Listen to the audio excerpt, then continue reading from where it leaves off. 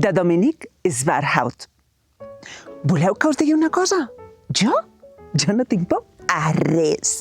Però quan dic a res, és a res, Jo no tinc por ni als llacs, ni tinc por a les altures, ni a les aranyes, ni als monstres. Els zombis?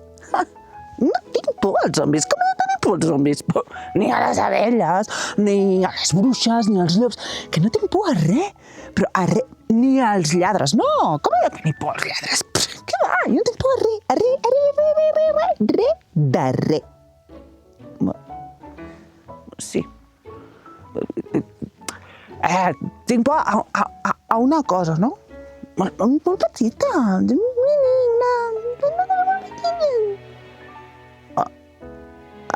A la foscor.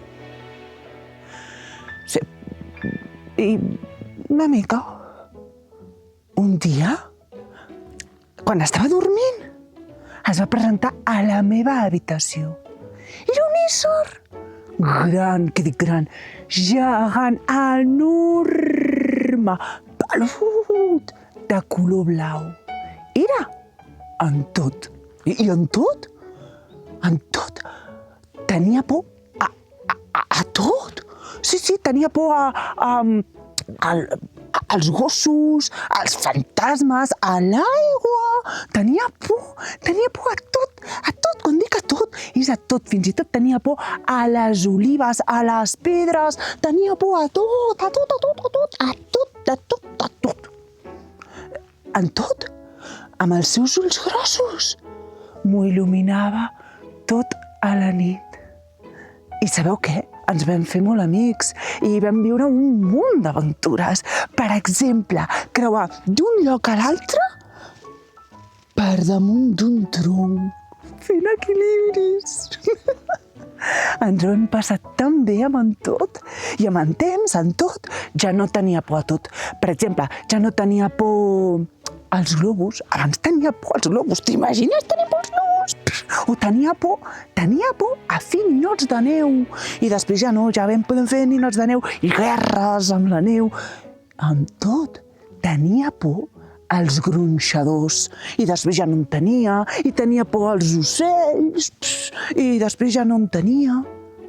Ara fa molt que no veig en tot. Sí. I el trobo a faltar i penso en ell i en totes les aventures que hem viscut junts i fa tant que no el veig que a vegades penso que no tornarà.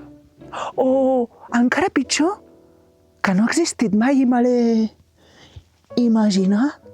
Però aleshores trobo en el meu llit un pèl d'aquests seus de color blau i penso, sí que existeix, mira.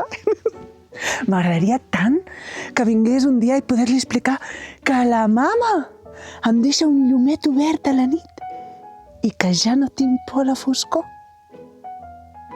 Tu creus que el tornaré a veure? I vet aquí un gos, vet aquí un gat, que aquest conte s'ha acabat.